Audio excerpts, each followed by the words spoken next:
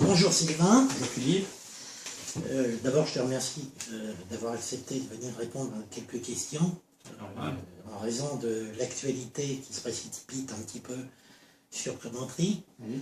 En effet, la Cour d'appel administrative de Lyon a annulé la délibération du conseil municipal de Commentry du 9 février 2011, autorisant le maire à signer un contrat de partenariat pour la conception, la construction, le financement et la maintenance de la piscine municipale.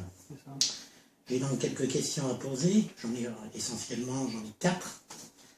La première, peux-tu nous expliquer aux commontriens et à tous les autres pourquoi la Cour d'appel de Lyon a pris cette décision?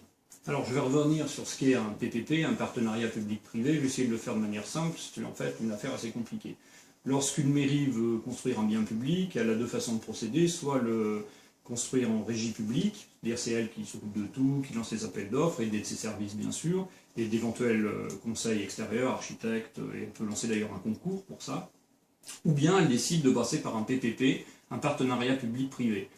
Ce partenariat public-privé permet d'éviter le lancement d'appels d'offres publics. C'est une société extérieure qui se charge des travaux, c'est elle qui sera propriétaire du bien, et la ville sera locataire pendant 20 ans en ce qui concerne la ville de Commentry, enfin 17 ans et demi, mais on a déjà commencé. Donc c'est l'option qui a été choisie par la ville de Commentry, mais cette option, on ne peut la prendre qu'à certaines conditions. C'est-à-dire qu'il faut pouvoir justifier de l'usage de ce PPP. Et pour le justifier, par exemple, il y a l'urgence de la construction. Puisqu'on n'a pas à lancer les appels d'offres, ça peut aller plus vite par un PPP. Alors l'urgence est un des critères. Pour une piscine, il n'y a pas d'urgence, si ce n'est qu'elle soit faite avant les élections municipales qui ont lieu dans 2 mois. Ah, c'est peut-être là l'urgence. La deuxième raison qu'on peut évoquer, c'est la difficulté technique du projet, et c'est ça qui a été évoqué par la ville de Commentry, mais qui n'a pas été retenu par la Cour d'appel. Et la Cour d'appel a considéré que la ville de Commentry pouvait, avec ses services et avec des conseils extérieurs, gérer ça en gestion publique. Donc, la Cour d'appel de Lyon a cassé le contrat. Le contrat est censé ne jamais avoir existé. Or, il y a un petit problème, c'est que la piscine est sortie de terre et elle existe bien. Si le contrat n'existe pas, la piscine existe. Et donc, la Cour d'appel, il faut retenir ça, puisque c'est pas moi qui le dis, mais c'est bien bel et bien la Cour d'appel de Lyon, elle qualifie la chose suivante, une faute particulièrement grave de la mairie, qui n'a pas respecté le code des marchés publics. Elle n'avait pas à faire appel à un PPP. Et ça, c'est dès 2009 que le PPP a été imposé par l'adjoint aux travaux Claude Riboulet, et on lui a systématiquement dit non, n'ayons pas recours à un PPP, d'ailleurs pour une raison simple, c'est que la Cour des comptes est unanime, ça ruine le contribuable. Il s'est entêté dans cette voie-là. Ensuite, il y a eu des tergiversations qui fait, paraît-il, d'après ses colistiers, il était vexé que ce ne soit pas la société Bouygues qui ait été retenue, mais l'ASSO, une société d'économie mixte. Ça aurait été pire avec la société Bouygues, puisqu'il y a des actionnaires derrière, mais déjà avec l'ASSO, je le dis, c'est très grave. Alors, quelles vont être, selon toi, les conséquences pour les usagers de la piscine? Alors, pour les usagers de la piscine, bon, il peut y avoir une crainte, c'est qu'on tombe dans des démêlés judiciaires qui fassent qu'on ne sait plus très bien qui est propriétaire de la piscine. Alors c'est l'ASSO, mais l'ASSO ne va pas la garder comme ça éternellement, il faut que ça se débloque. Si ça ne se débloque pas, évidemment, on pourrait imaginer le pire, mais j'ose espérer que les bonnes volontés feront que ça se passe autrement. Donc pour les usagers de la piscine, eh bien, l'avenir n'est pas glorieux parce qu'ils sont aussi contribuables à Commentry. Et à un moment donné, à mon avis, et à l'avis de notre conseil en droit public qui se situe à Paris et pour lequel il nous a envoyé une réponse, on l'a sollicité bien sûr, il nous dit la situation est d'une part inédite, parce qu'il n'y a pas beaucoup de PPP qui ont été cassés, hein, mais il faut s'attendre à ce qu'il y en ait d'autres en France. Mais il nous dit la situation est très grave parce que la piscine est là, on ne sait plus qui est propriétaire, actuellement c'est l'ASSO, il faudrait que la ville de Commentry devienne à son tour propriétaire en rachetant l'emprunt, en reprenant l'emprunt auprès de la banque, mais juridiquement le maire de Commentry dit c'est très délicat, très compliqué. Et puis moi j'ai d'autres questions, si la ville de Commentry demain est propriétaire de cette piscine, les entreprises sous-traitantes qui interviennent sur le site, normalement la ville de Commentry devrait lancer des appels d'offres.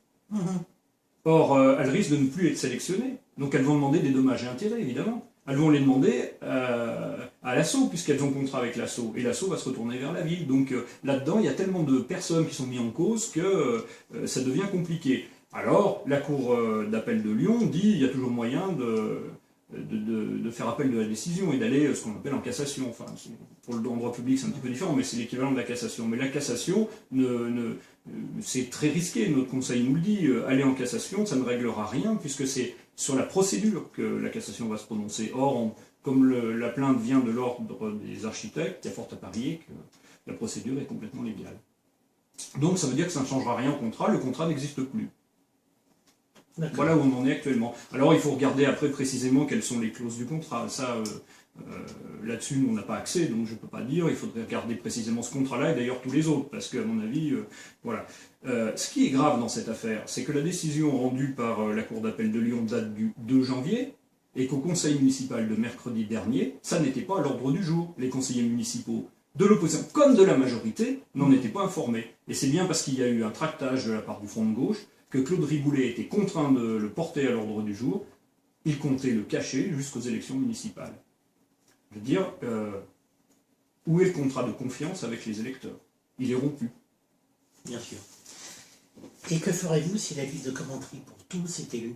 Alors, si la liste de Commentry pour tous est élue, et je crois que les personnes avisées disent qu'elle se présente comme une alternative à la mauvaise gestion de la droite, plus que jamais, hein, avec un parti socialiste courant Solferino qui est actuellement effondré puisque les socialistes nous ont rejoints, et une droite qui est emmêlée dans les affaires, incapable de gérer la ville.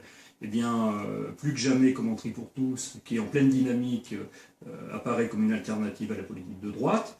Ce qu'on fera, c'est qu'on devra revoir tous les contrats de la ville. Il faut impérativement les regarder dans le détail, il faut regarder ce qu'ils ont fait, faire un état des lieux.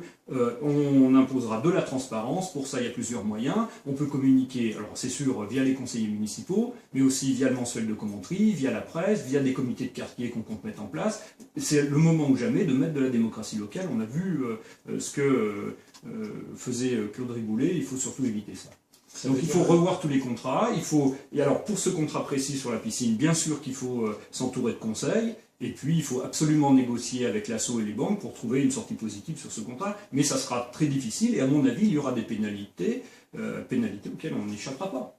Ça veut dire un contrôle financier, ça veut dire un audit financier? Ah oui, je crois que là il faudra un audit financier, après ce qui s'est passé, on peut tout imaginer bien sûr. Il y a eu une légèreté de la part de la droite qui est un peu idéologique d'ailleurs, parce que le PPP et la gestion publique, d'un point de vue idéologique, c'est pas tout à fait la même chose. Très bien. Dernière question. 3 conseillers de droite ont démissionné. Peux-tu nous en dire plus à ce propos? Mais je crois qu'ils ont démissionné parce que finalement, comme l'opposition, ils ont appris contraint et forcé cette nouvelle, que Claude Riboulet voulait enfouir sous le tapis. On cache les choses, tout comme la démission de l'adjoint aux finances, M. Brutowski, on cache ça, on n'explique pas pourquoi, on ne veut pas que ça fasse de bruit. Si ça peut traîner encore 2 mois jusqu'aux élections, c'est pain béni. Donc voilà la raison de leur démission, et ce manque de clarté, les choses qu'on cache, et ils la dénoncent, ces conseillers de droite depuis bien longtemps maintenant, et je dois reconnaître qu'ils ont eu le courage de démissionner. Ils ont eu le courage de démissionner, il faut le reconnaître. Alors bon, ça fait un petit moment que ça dure tout ça, on a vu, ils ont passé un mandat à s'étriper les uns les autres, bon, eh bien à côté de ça on laisse passer des choses qui sont inimaginables. On a une situation qui est complètement folle. Monsieur Riboulet emmène le conseil municipal au PPP, se fâche parce qu'il aurait préféré, d'après ses colistiers, que ce soit la société Bouygues, dit je ne suis plus d'accord, finalement je vote en dernier lieu au final contre, mais pas pour les mêmes raisons que le Front de gauche, je refuse de suivre le chantier pendant tout le mandat, on a aujourd'hui un problème, il nous dit mais je maîtrise parfaitement le dossier, eh bien non monsieur Riboulet, vous ne le maîtrisez pas, parce que si vous l'aviez maîtrisé, on serait à la cour d'appel, on ne serait pas là. Hein, et puis on vous a vu au conseil municipal, vous retournez sans arrêt pour demander des renseignements aux services municipaux, qui eux maîtrisent davantage le sujet que vous, mais vous ne le maîtrisez pas, monsieur Riboulet, vous ne maîtrisez pas ce sujet. On est obligé de le constater.